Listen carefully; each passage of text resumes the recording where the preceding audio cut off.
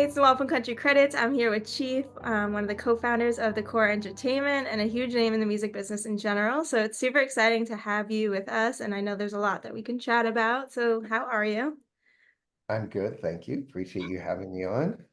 Yeah, thanks so much. I feel like a lot of people know about you and your story if they've listened to previous podcasts or if they like know you in general. But I figured we'd start from the beginning because I know a lot of people probably just know bits and pieces and they don't know the whole thing. So, if you want to jump into talking about like how you got into music in the first place, I know it wasn't more so country music, it was rock music that you got involved with first. But I guess if we could bring it way back first and just talk about your childhood, how you got into The music, the the, the early days, the the early early days. days in Canada. Yes, no problem. Yes, grew up in Canada. Grew up in Calgary, Alberta, which randomly ended up being very close to the home of Nickelback, but did Nice. not obviously know that at the time. But moved to Vancouver, right around when I was like in grade six, grade seven. Um, and I always had a passion for music. I always loved music. Um, I'd just listen to music nonstop, but I never had a passion to play, and I never had a passion to like be an artist or anything like that.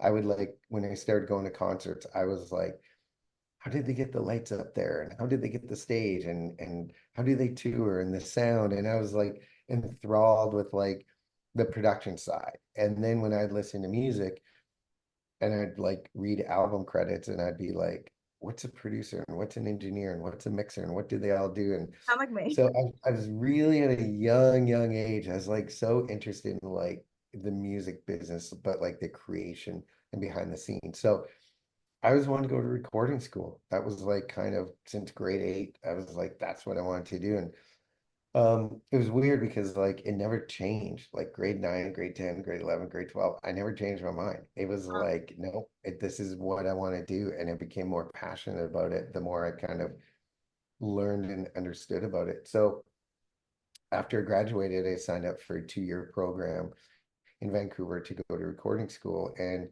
it was to become an engineer, mixer, producer, whatever it was going to be, something in the studio and making of music. And, you know, back then it was 2-inch tape and it was big consoles that Wow. were, 10 feet long. And, Oh my God. you would spend a week like miking a drum kit and getting the perfect sound. Like it was crazy. It was much more analog, much more hands-on when it came to like just like is very time consuming. Let's just say that. So that's why a lot of those records took like sometimes years to make because the process was so crazy. So did that for 2 years. And when I graduated, I got a job at a recording studio and it was a mobile recording studio. So during the weekends, we'd go out to clubs and we would record live shows.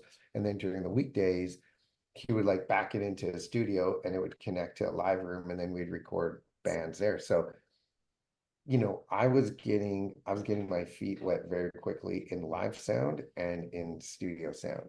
Um, and I love them both. I thought they're both offered so much different because live sound was in the moment and there's no room for error. And if something went wrong, like you had to fix it like then, where studio is like, great, we can spend all day fixing a problem. Um, so it's two very different worlds, but I loved them both. So as I started doing the recording stuff, local bands started coming into the studio during the week. And then on the weekends, they were like, hey, we heard you do some live sound. Do you want to come mix our live sound on the weekends?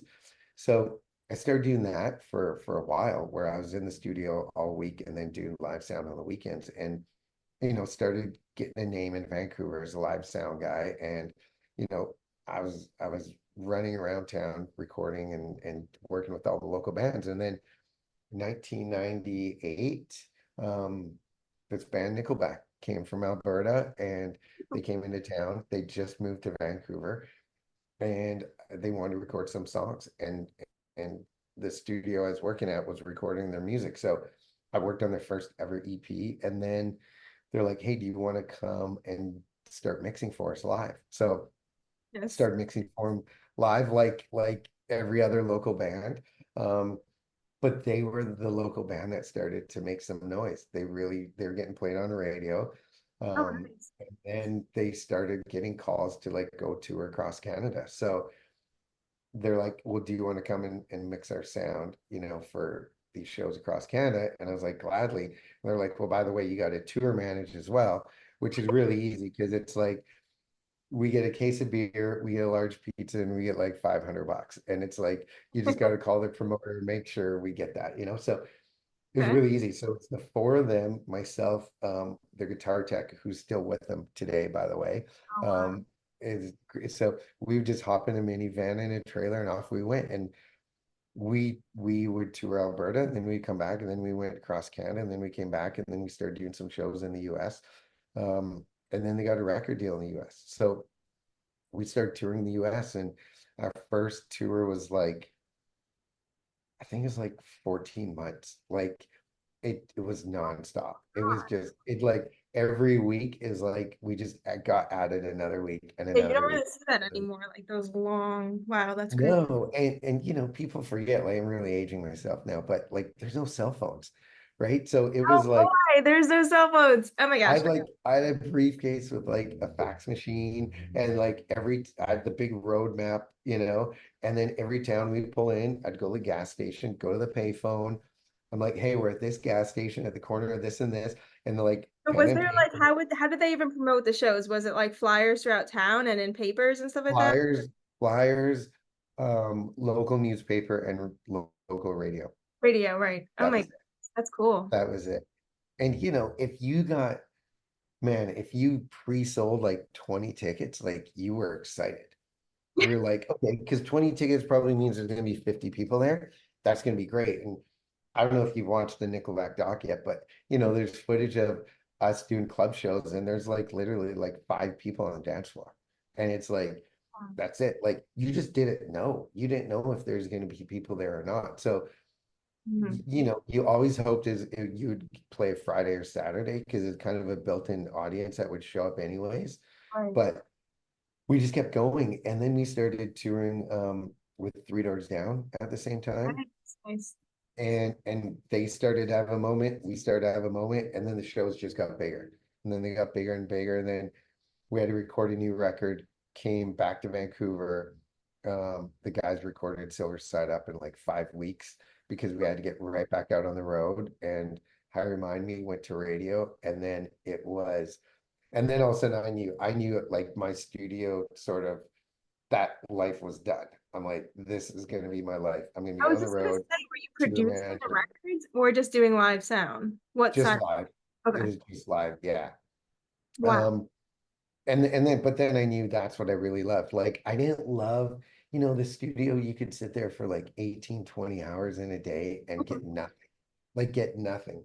Where live is like you show up, you load in, you set everything up, you do sound check, the show starts, the room fills up with people, like it's instant energy, instant gratification. Yeah. Hopefully the show goes well, everyone has a great time, pack up, put Mhm. in the van and do it all over again. So I loved it. I loved traveling, going to new cities, meeting new people. So I kind of knew that's where my path was going to take me. That's incredible. So fast forward, like I know that they came here and you were with Joey Moi and then you got involved with Jake Owen and Morgan Wallen. Um, what Yeah, so that was in, so I was still with Nickelback, but I'd started managing Joey Moi, who's Nickelback's producer for the first 4 or 5 records.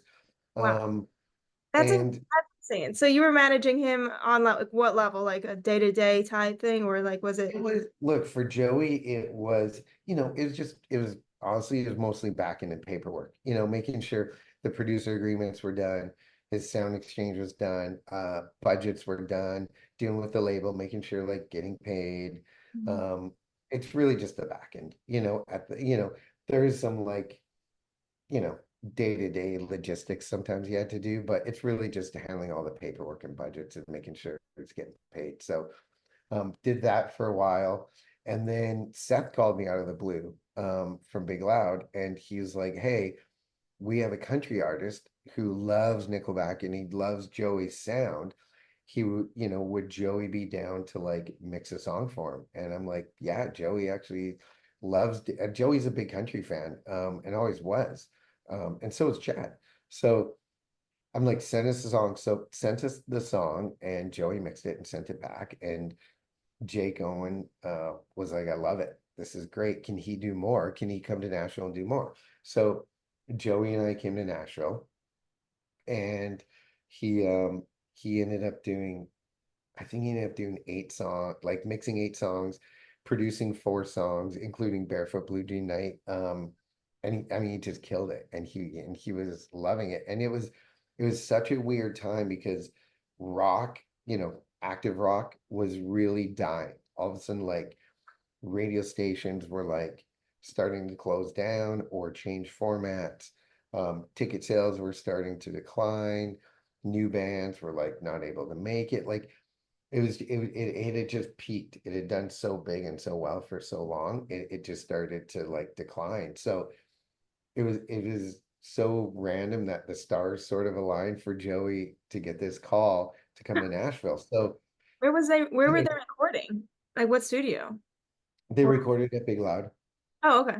Yeah, they did some at Big Loud, and then I think they did like some at Blackbird, Okay. uh, is where they recorded. And then, Joey and I were were were looking for something else because Chad and Joey had created this production company um, for years where they were producing rock bands and getting them signed. And they really developed them. Like they developed them in the studio, they developed how they played live, what they looked like, making sure they could perform and sing. Like they really like top to bottom developed them. So I was, and then I would manage some of these bands. So like My Darkest Days and a band called Jet Black Stare, and then they developed Theory of a Dead Man and they developed Default. And there's like a whole sort of active rock thing that we were doing for a while.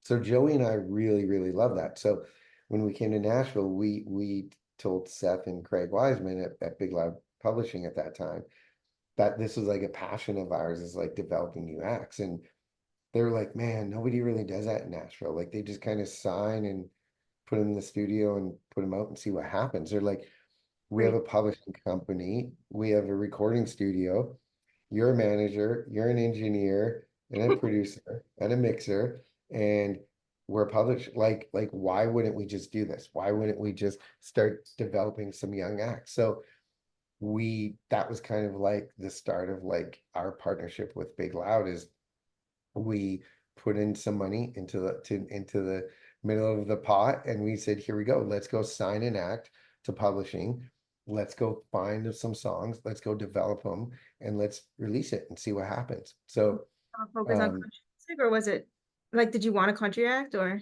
yeah, it was we knew it was going to be focused here in Nashville and focused on country. So but we also knew we wanted it to like not be traditional. You know what I mean? Like oh, Joey and I are coming from a rock background. Um, Joey's just coming off Barefoot Blue Jean Night, which is like programmed drums, which was very like not a thing unheard of?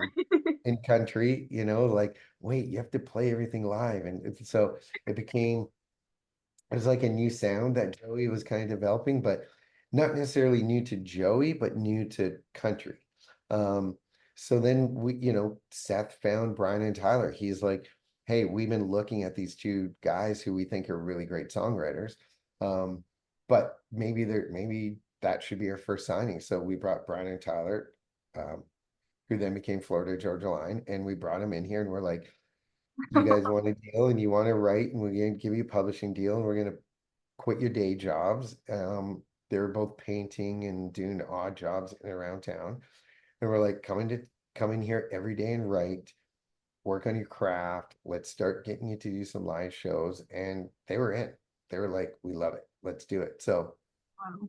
we just started like doing all the things, the development things that nobody was doing. And we're like, hey, we don't know if we're going to put out music in 6 months or 2 years. Like until it's ready, that's when we're going to do it. And look, they went and wrote and started recording quickly with Joey, and all of a sudden we had like Cruise and Round Here and Shine On, My and it was God. just like, damn.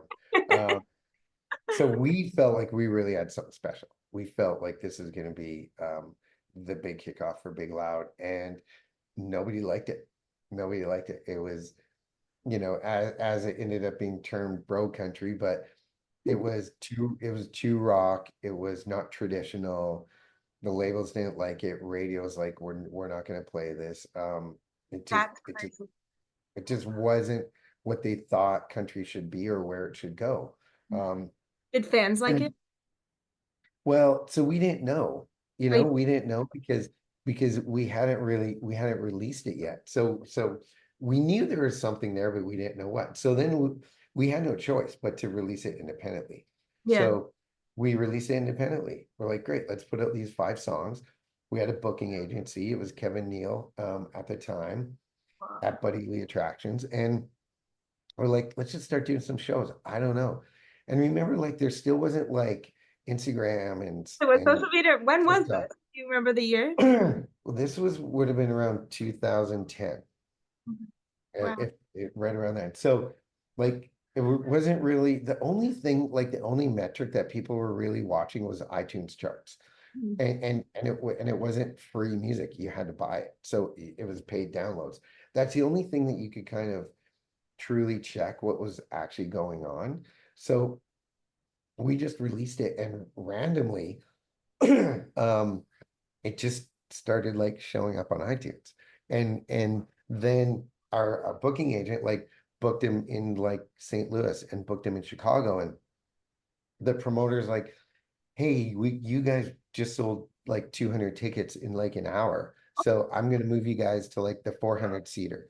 And then he called back the next day. He's like, you guys just sold the 400 tickets are gone. I'm gonna bump you guys up to like the 500, 600 seater. And they're like, who are you guys? That's Like, I have no incredible. idea how people were like discovering you guys because we weren't getting played on the radio.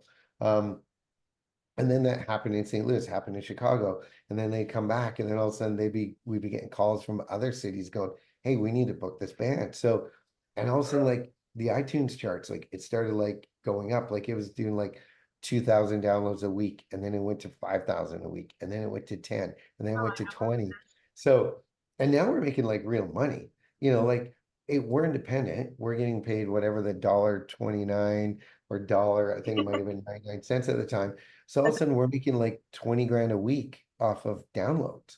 wow. Um, so we're sitting back going, great, like we can actually like put a little money into production, and we can like go get a full band, and we can get more gear. And so we just started reinvesting into the show. And and now the labels sort of started sniffing around, but they didn't like it. They didn't like that this thing was going to work, or I think they truly thought it was going to be a flash in the pan. Um, and then Universal Republic out of New York had called me because they had signed a previous band of mine called Hinder. And they're a rock label. Yeah. And they had called me out of the blue and said, we just found out you manage this band, Florida Georgia Line. And I'm like, yeah, but you're a rock label. And they go, no, we can do country because we have a partnership with Big Machine because they had Taylor Swift, but we do Taylor Swift at pop radio. We're allowed to sign a country act, and they have to work it on their end. Um, and I'm like, yeah, but they already passed. They don't want it. And they say it doesn't matter. It's in our deal. If we sign it, they have to work it. Um, That's and at that incredible. time, there was not really anybody else interested. So we're like, okay.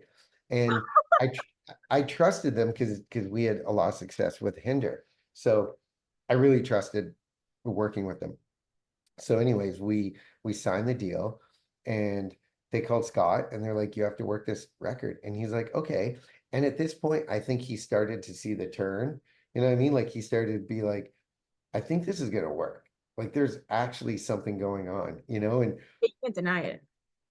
yeah. And then we started like, and I mean, and the guys worked. I mean, they would go like I remember they got it might have actually been the Jake Owen tour where they would go on early in the day, and then part of the deal of being on tours, then they had to go like cook and barbecue and grill like during the day for fans, like because we got like a $10,000 endorsement from this grilling company. So it's like they would like play a show and then go out with the fans and like grill burgers. Like that was just like part of the deal. So anyways, they just started working.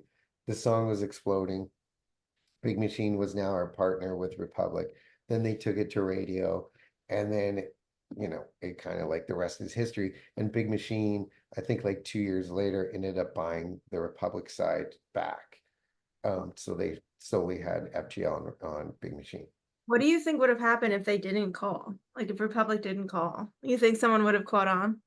I do think so because it's interesting now, like once the band started to have success, like real success, and went to radio, it was interesting how many label people came back after the fact, and they're like, man, I just didn't see it. I just didn't see it. And I obviously I wish I would have, but I just didn't see it and I didn't get it. But obviously once it started to work, we're like, it became so clear. So yeah, look, I think it's not much different than now. Like, you even look at social media. Now so many people look at the numbers where they don't care if they get it. And maybe that's good in some cases, maybe that's bad. Um, because there still be something to be said for like, hey, trust your ears. And do you think this is going to be a hit career artist? And do you think this is a hit song? And are you willing to actually put your reputation on the line to say, I really think this is going to work? That's kind of gone away, because there's so many numbers and analytics that you can look at that can Yeah, steered. help, yeah, help steer or determine like, is this going to work or is this not? And look, they're just numbers and it's analytics. There's no perfect science in music. But to answer your question, yeah, I think we would have got there because eventually people would have been like, they're selling out, they're streaming, they're making money. Like eventually you just go, this is just good business. I don't have to like it. And I think that's where the music business in a lot of ways has kind of ended up and landed these days. It's like, I don't really care if they like it. It's just it's it's business. A lot of these labels are on the stock market now. You know what I mean? So it's kind of like they have to answer to a board, and they have to do quarterly reports. And it's like they don't really care about the name of the artist on there. They just care that the artist is making money or they're not. And again, it's not a bad thing. It's just the reality. It's just the reality of where we're at. And that's okay. You just have to accept it and adapt. And hopefully that's where companies like us can come in and make a difference because we actually really do care about the artist. We do care about like if we think an artist has the ability to become a star, we're gonna lean in and we're not really looking and watching TikTok and worried about numbers. We're really trying to find like artists we believe in. Yeah. So fast forward, you meet Simon through a lawyer, right? Like a mutual contact. Yes, I've known Simon. It wasn't that long.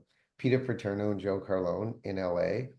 They were both our attorneys separately, and they had put Simon and I together.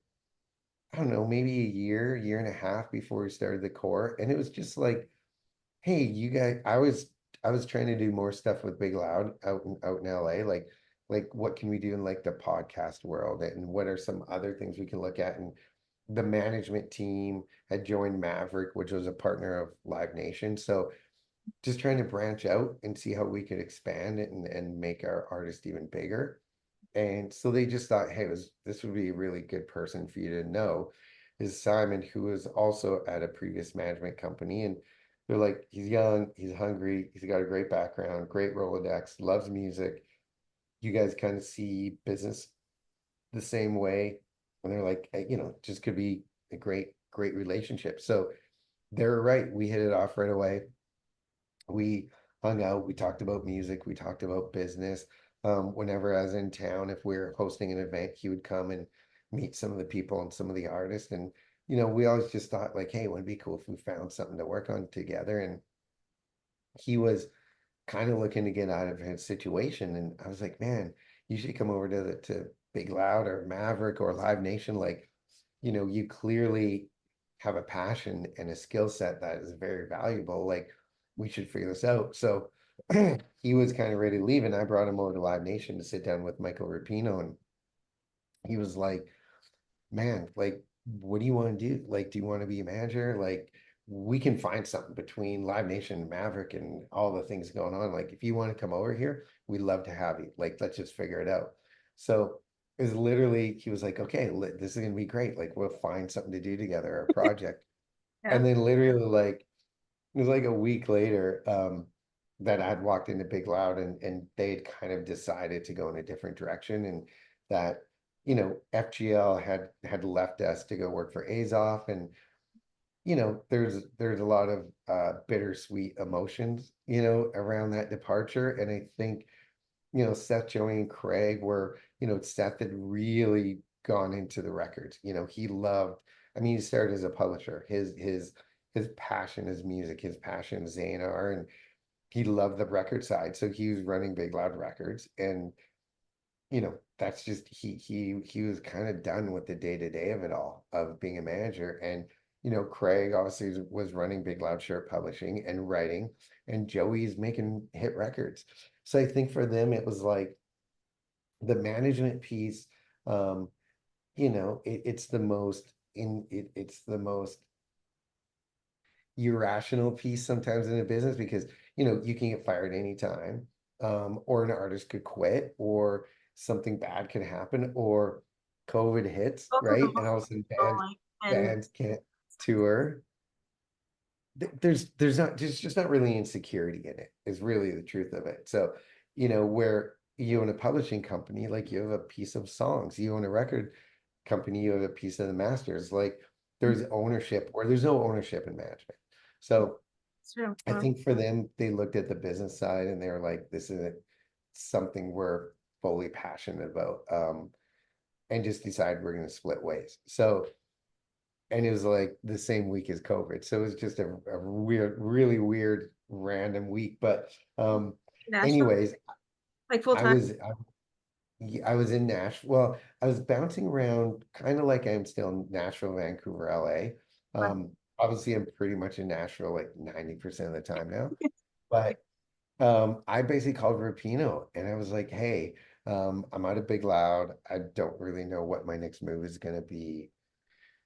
What do you think? And he immediately was like, oh, you and Simon should just start your own company together and like go, just start. And it was like that quick. And I called Simon and I'm like, hey, I'm at a Big Loud. Do you want to start your own management company? And he's like, let's do it. And That's incredible. you know, yeah. And it was weird because obviously the world had really shut down that first couple of weeks, but everybody thought it was not gonna last long. So him and I would get on the phone call every single morning, like, okay, as soon as this COVID thing is done, here's our plan. Like, we gotta go to Nashville and we gotta take meetings and we gotta talk to all these labels and all these managers and here's some artists I want to talk to. And we would just brainstorm and scheme and we just kept waiting for COVID to like open up. Um, and it just kept going and going. And him and I were like, we just can't sit around. Like, we gotta get this thing going. So I ended up going to LA, hopped on a plane, got to LA before, when it was still like out of visa. So there's still like, there's certain people they were allowed to travel. So I got to LA and I was like, dude, we gotta go to Nashville. Let's go. We gotta get this word out there. And we came here and we just started like putting the word out, like, hey, we're starting a new company. We're looking for clients. We're looking for new acts. We're whatever you guys got. And, thankfully we started getting hit up and Nate Smith was one of the first acts that somebody had called me about. And Wow. we just started.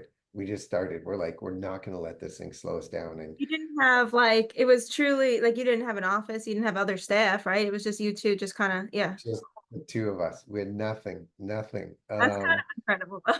It was crazy. Scary And at all? Or were you just like, I'm doing this? I think we're just so focused on wanting to make something happen. Like it's in our DNA. Like we love what we do, but we don't do well sitting and doing nothing. Like my poor wife was, during COVID, I was good for about the first 2 weeks, and then I'm like, I got to get to work. Like I got like, it's all I know. I spent 30 years of my life now, like traveling and being away and going to shows and being with artists, like it's all I know. So there's a bit of a culture shock. So we were just like, we're doing it. We are doing, and look, we would come to Nashville we get a bunch of bands and a bunch of people, and we're like, hey, we're just gonna go, let's go to like a little bar or a club. Let's just like show up and go do like karaoke and have everybody play. And so we started hosting these little events, and like people started coming, and it was great. And then we signed like 3 or 4 acts right out of the gate, and we hired like one assistant, and we started going into Live Nation offices, and we're the only ones in there. And that was kind of like the next year. It was like we got 4 acts, let's just go try to break them and see what Who was the happens. 4 acts? So it was Nate, was Bailey Nate that? Smith. It was Nate Smith. It was a duo that's not around anymore after Midtown. Oh, It was singer-songwriter Emily Wiseman, who's obviously um, still big, massive songwriter and still doing her thing. yeah, And then another songwriter, Stephen Lee Olson, we took on later down the road as well. And that was kind of like some of the beginning acts. And and then thankfully after that it was Bailey, and we had this and still have Valley from mhm. Toronto, who's like this alt kind of pop punk band sort of thing. And um yeah, and we just started signing and building after that. That's incredible. So, so in the meet, like you were doing the A&R, you were doing the management, you were doing paperwork, everything. Wow. So when It did like was a lot. Tracy get involved and some of the people have been with you for a while? Like when did it get to that point? It sort of like, I guess once COVID sort of ended, and I know it was kind of a slow ending, but once the world started reopening, we were kind of set up for success. Like we now had this roster built. We now had signed some artists to publishing deals. We now had signed some artists to record deals. We kind of like, we'd put out content, we put out music, things started to stream. Like it kind of was all there, like all the pieces were set up to like once we can start like going to the offices and touring and getting out there and doing all the things that we're allowed to do, we were kind of set up to ready to go. And the plans were in place, and the artists were itching to get out there and start playing live. So it just kind of, we started moving very quickly once we were allowed to move quicker.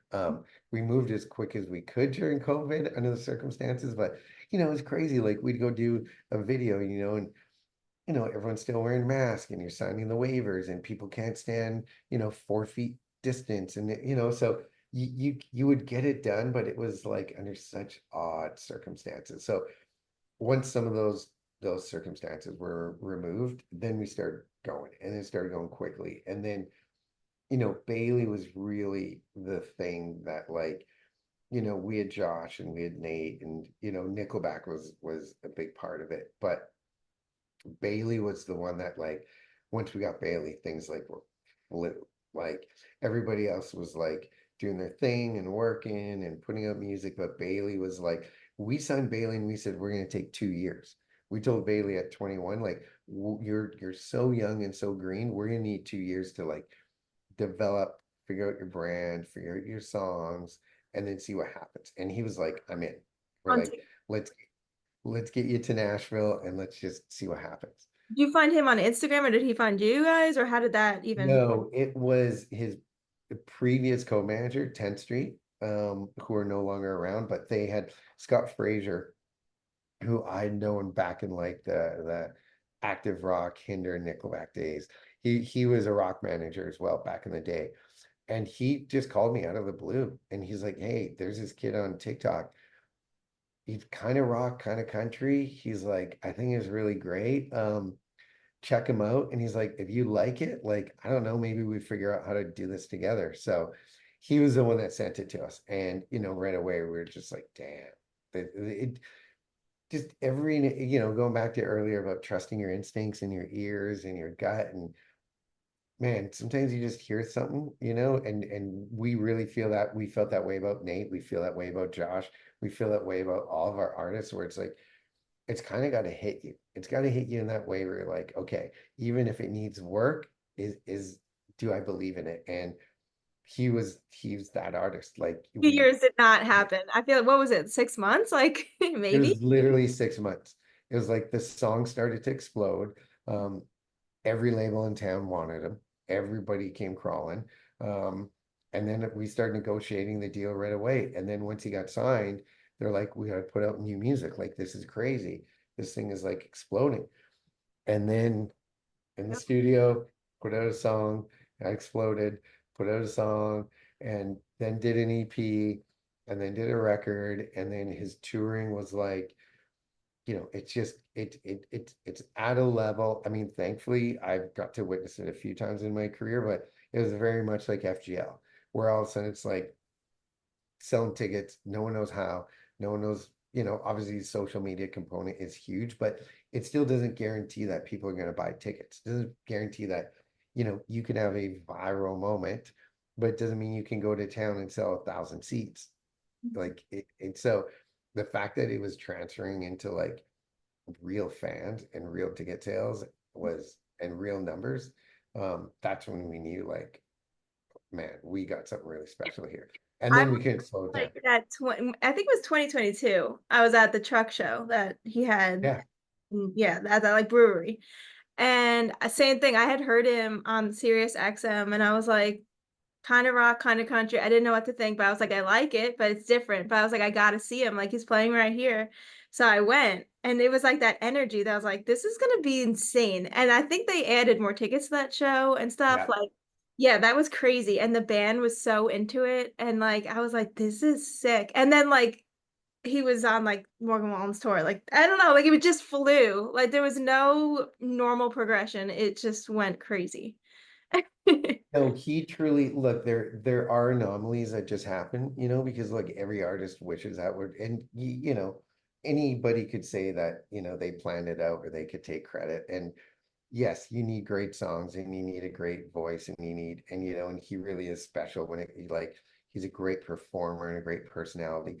But there's lots of people that have had all those things and it just doesn't work. It just doesn't hit for whatever reason. Like there's an X factor that is out of all of our hands. Like once music is out in the world, like how people find it or discover it, and then do they like it? And do they love it? And do they become fans? And they want to give you their hard-earned money for tickets and t-shirts. And that's just an X factor you can't predict, and you just don't know. And you don't know how big it's going to get. Like, we tell all of our artists that we sign, and we truly believe this. We believe that like you're going to have success, right? We're going to do all the things we know. We're going to build you a team.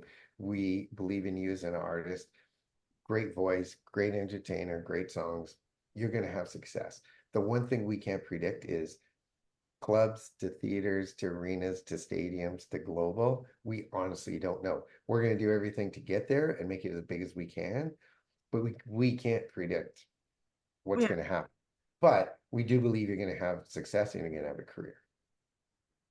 So, I mean, that's very true. I feel like there's, especially with social media, there's artists that I like, I'm swiping and I'm like, how are they not selling at arenas? But same thing, like there's just, you don't know like who's actually there to invest their time and their money and their energy to go like take that extra step because it's easy to go viral and people to like dance online to your songs. And there's another whole thing to show up and like spend 6 hours at a show. But I feel like it's just so oversaturated again though with social media, like the amount of talent out there and then picking, I guess it has to be always like you said coupled with like work ethic, the X factor of having stage presence. Like what are the things that you look for when you sign an artist additionally that Yeah, other I think people, I say people, but I think fans specifically, like, you're right, it is becoming oversaturated. There's so many people on tour, there's so many festivals now, there's so many cross-genre festivals, which is really good, but there's only so much space and there's only so much money and so much time. So it is becoming very competitive and very saturated. And you're right, there's a lot of artists that can have a song or a moment, but I think the key to longevity and to careers is you have to do it over and over, right? You have to have multiple hit songs. And so it always starts with the music, right? And I think, if you're going to have a great song, you better make sure you have something to follow it up. And if that one doesn't work, you better try again and make sure you have something to follow it up. So music first and foremost, but then to your point, like building a fan base that you're going to be able to have for 10, 15, 20 years. Yeah, it's like great live show. Being personal, now you have to be on socials, right? It's just it's a marketing tool that you just can't avoid. It's where your fans live, it's where they want to meet, it's where they want to learn about you. You have to engage on social. And there's a lot of different ways and different platforms, and every artist is different, but it is a part of it. And yeah, great voice, great personality, great live show, great work ethic, because that's the other thing. It is so competitive. So you are not only competing against yourself all the time, but you are competing against all those other artists that are out there. And everybody wants the same thing. They all they want that ticket sale, they want that t-shirt sale, they want that stream. Like, you're asking people to choose you over hundreds of thousands of other options every day that they could be picking from. So work ethic is huge, and then making good decisions, hopefully having the right team, the right lawyer, the right business manager, the right record label, the right agent, the right managers, like Mm. having people in place that'll hopefully make the best decisions, and build the brand and market it properly. Like, it really, in some ways it's easier to get your music heard, but then in other ways it's harder to break through the pack. So um it's just a lot of things. It's a lot of things. But I think really once you get through the talent and the voice and the songs, you have to have the work ethic. Otherwise, you're just gonna get past. You just will. And then, yeah, I would think from what I know, like, the work ethic and then coupled with that, like, mental strength of dealing with once you get to a level like a Nate or a Bailey, um, dealing with, like, touring and just keeping up the energy, and it's like with social media, it's almost like they don't get time to rest in a sense, unless they really dedicate that time to rest because they're touring and then they're at shows and then they're doing meetings and then there's social media, and it's, like, a lot. Like, the pressure No, is hard to stay. it's become actually a real issue. And I would probably argue 95% of our artists are in some form of therapy, or have a some sort of coach, you know what I mean? Whether it's a life coach or whatever term you want to use it these days. But um it really is, it's becoming such a negative, because it is what gives these artists, it's what dictates whether it's something's valuable now, which is really crazy to be like you can put out a song, and if people don't like it, they're going to tell you they don't like it, and they're going to Within trash it 5 seconds. within 5 seconds.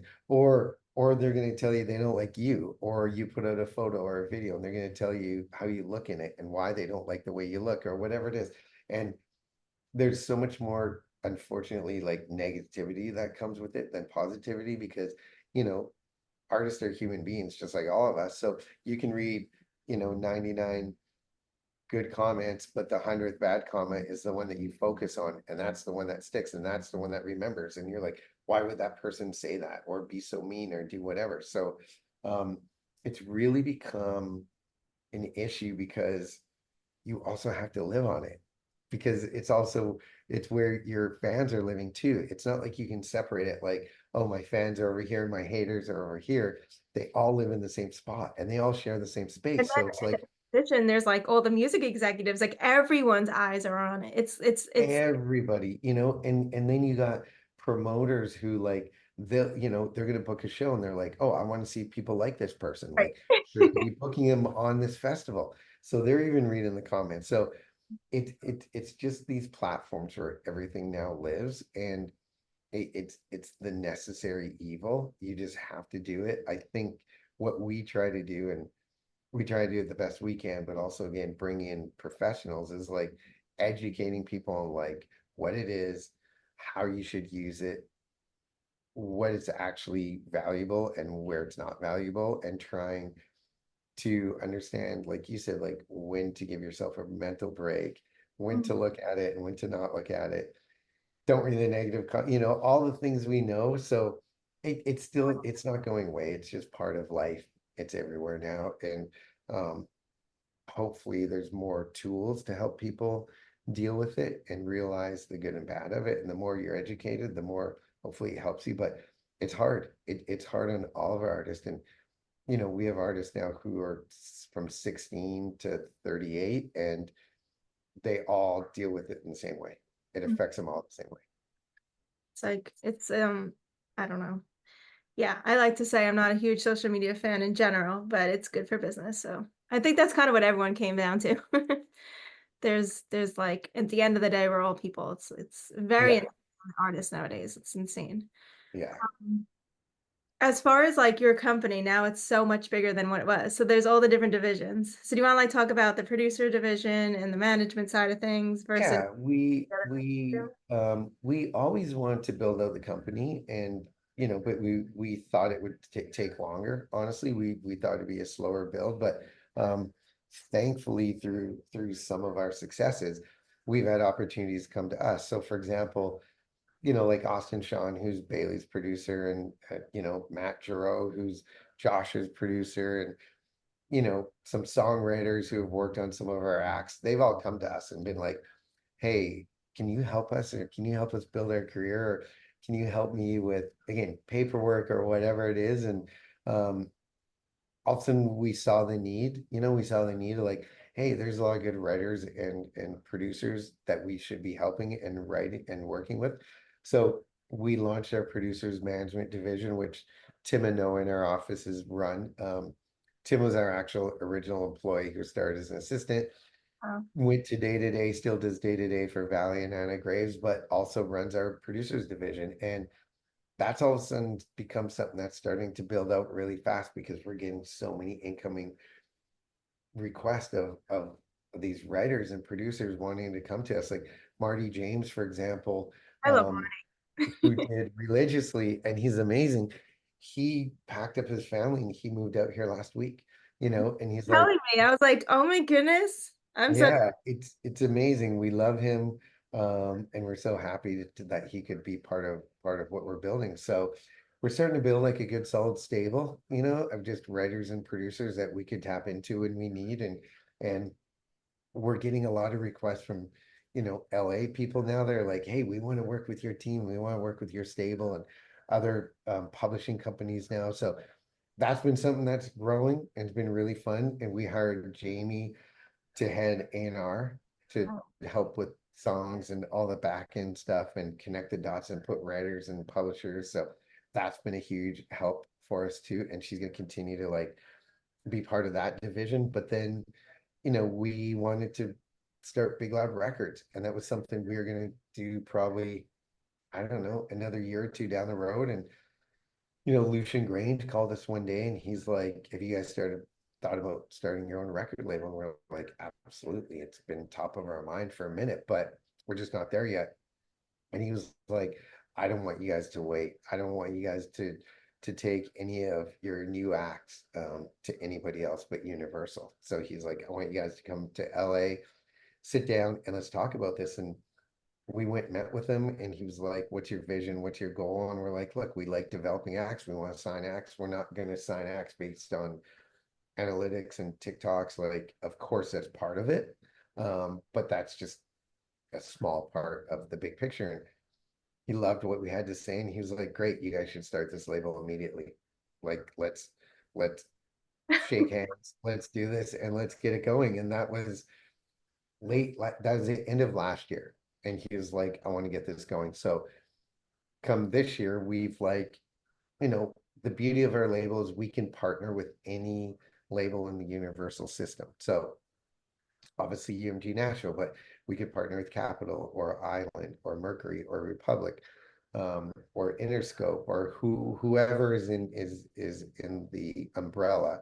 We could partner with on any artist. So we spent the first kind of half of the year like meeting all the other label heads and partners, figuring out what could work and what could not work. And then now we're getting ready, probably in the next month, we're getting ready to announce our kind of first couple signings. And we got a couple of new big hires that we're really excited about that we're going to announce. So probably like September is when it's all going to like come together. It's like more staff, more artists, records, here we That's go. incredible. Oh Um, my gosh. and then we're going to be off to the races. So the record thing has really come together.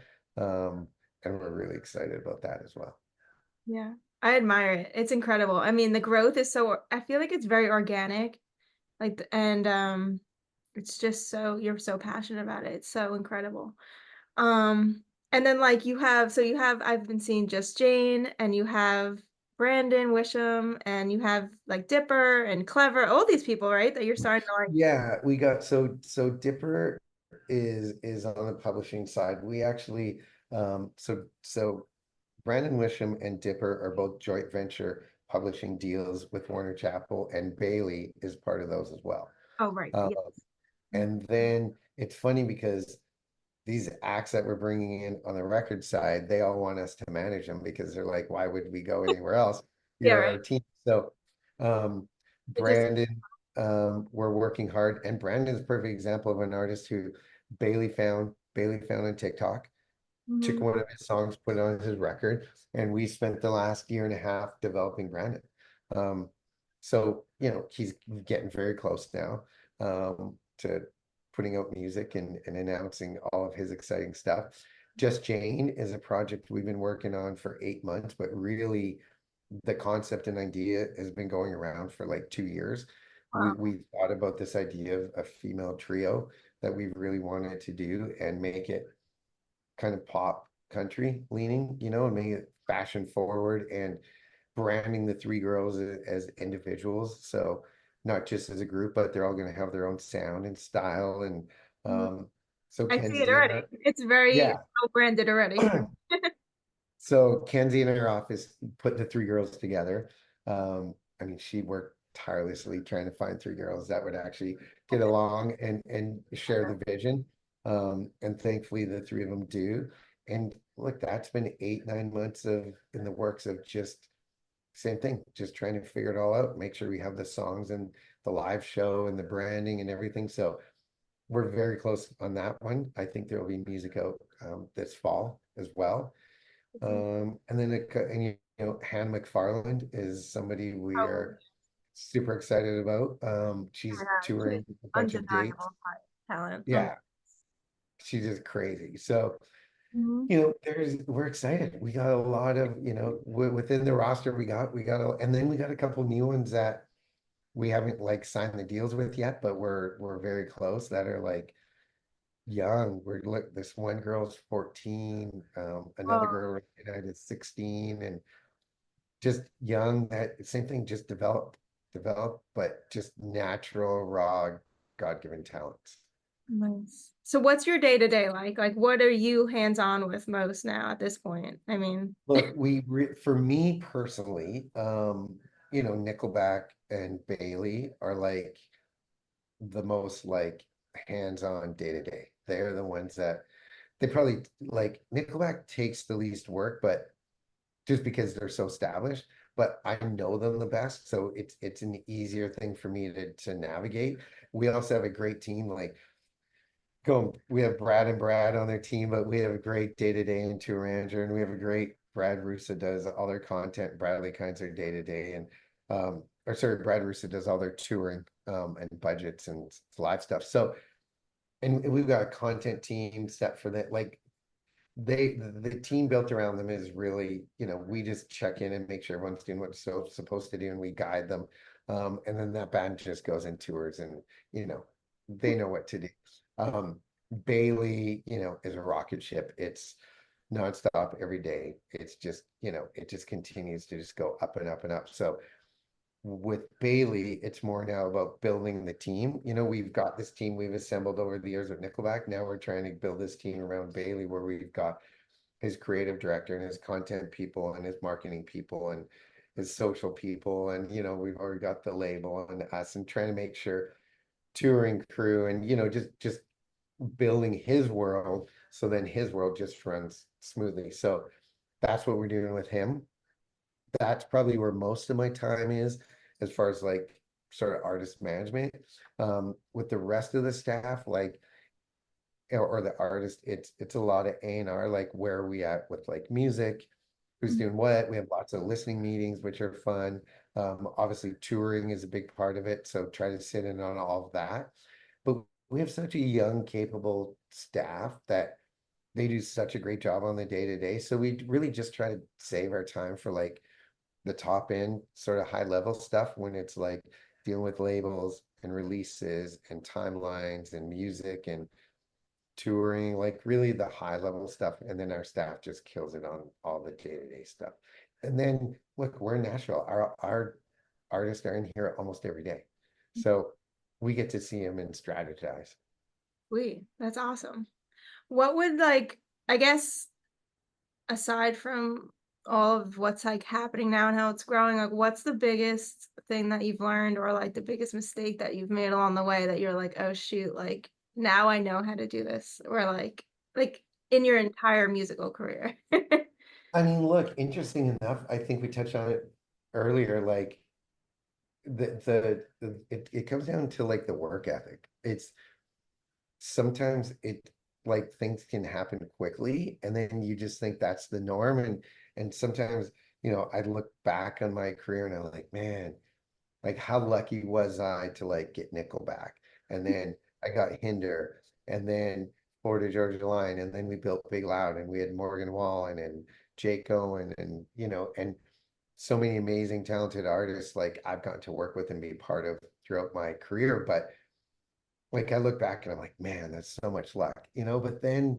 when I really dive into it, I'm like, it was work, it was work, and people really, the dedication and the sacrifices that you have to make um, on a personal level when it's like, not gonna be home for Christmas or not gonna be home for Thanksgiving, or, I'm gone every weekend for, all summer, and just the work ethic and the personal sacrifices, which you think are the norm, but really they're not. And, most businesses don't require that, but for some reason the music business just does, because of the touring and all the stuff that comes with it. So the work ethic and sacrifices, because I think even personally, whenever you get comfortable or you sort of slow down or you sort of be like, oh, this is just going to happen because it's just what happens. And then you realize that's not the case Yeah, and it doesn't happen, or you thought for sure this artist was going to be the biggest artist in the world because all the talent was there, and then it comes out and then it doesn't work and you're like, well, they're not working. They don't want to do, they don't want to go do all the extra and above. Or yeah, I get it, there's days where you're tired and you don't feel like getting up. We all have those days, but you have to. um and I think that's the difference is when you look at the most successful people almost in life, right? Pick any business or athlete or entertainment actor, actress, whatever it is.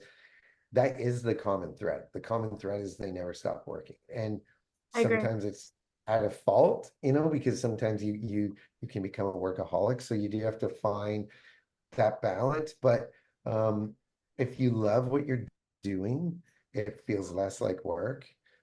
Which thankfully I've never really felt like this has been work because I love it so much, and I know that like the reality of people doing a job that they love in this world is a very low percentage that people like you just don't get to come out of school and pick the job you want. It's just not how it works.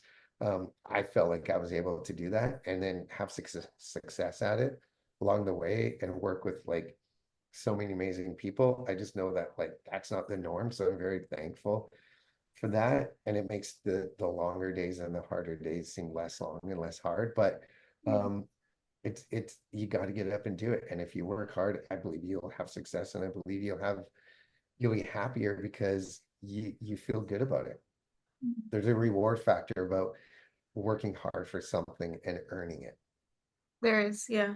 My next question was what would be your advice to stand out like for different writers and artists now, but I guess that would be it. Work ethic? Or would Yeah, it be maybe I think networking? it's work ethic, but also like believing in yourself, taking some chances. There's a lot of times where things look very easy, or I'm going to follow a trend, or I'm going to do what everyone else is doing because that seems to be working. And I think, again, I think that's part of when I look at the success I personally had and then success at Big Loud and now at the core is like, we took chances. Like we took chances on FGL. We took chances on Morgan Wallen. Bailey was a big chance. Like Yeah. going with things outside of the box, going with things different, going with things that everyone else is like, that's never going to work. It's like maybe, but but what if it does? We know Really. that Just Jane is a big swing. Like no one else is doing that. No one else is going towards the pop country thing. No one else is going towards like, you know, Girl w- w- singing. That's not a thing. exactly. Right. So, but we feel really confident about it. We're excited about it. And we think there's a real opportunity here. And we've always said if something doesn't work that we believe in, it's not for lack of trying, it's not for lack of effort or work or making the right decisions or putting out great music. Sometimes things just don't work, and we're okay with that. But we're definitely down to try and push the boundaries and take some big swings. So I think that's another thing is like people who seem to take the biggest swings and chances, if it works, usually becomes the greatest success. I always say that. I always say I never know how to like say it perfectly, but like no one ever became trendy by like being trendy. Like Yeah, someone had to start the trend. It wasn't a thing until it was. You know yeah. what I mean? So I No, it's appreciate such a that. good point. Yeah. Um, so I always wrap up my interviews with three questions, and I feel like for you, I might have to tailor it a little bit differently because it's favorite place to hang out in Nashville, and then favorite up and coming artist and favorite artist of all time. But I feel like for you, maybe we should do like not on your roster. So it's not like Okay, your great. No, favorites. no, I like it. I like it. Okay. Um, Favorite place to hang out. favorite. Okay, well, Hall Steakhouse. Nice. I've had Hall one Steakhouse. person say that. I love that. I mean, I happen to live basically next door, so I'm there way Nice. too often, but I really do love it. Like, it's just great vibe, great people. They treat us so good. It's always nice to just like I can call them at any time and they're like just doors open, come in. Mr. Oh, Hall himself is a wonderful human being. Um, and just like they just know how to treat people, and I love it. We've had some great times, great dinners there. It's been a lot of fun. So love Halls. okay. Um, Sweet. favorite artist of all time.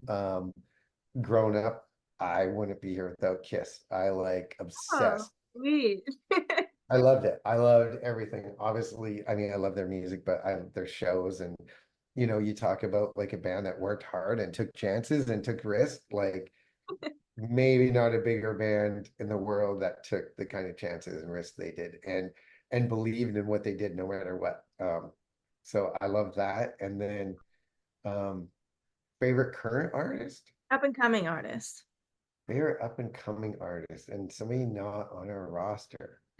Hmm, interesting. There are a lot of good ones. There I are. would Sometimes when people probably ask, it's like, I can't think of any right now. I would have to go with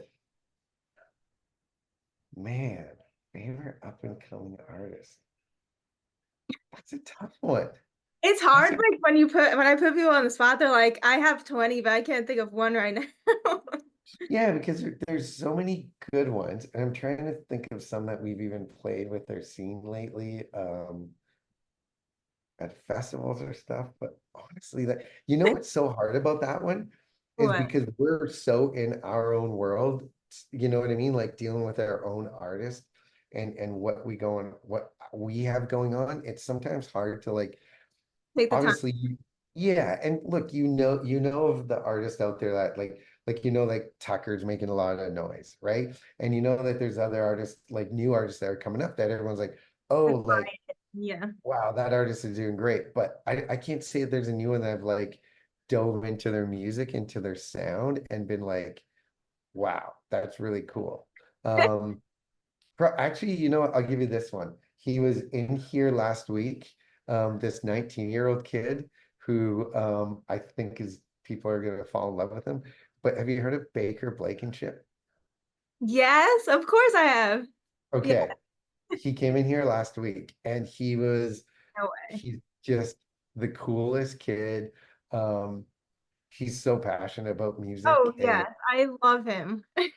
yeah, honestly, our whole staff was just enamored with him.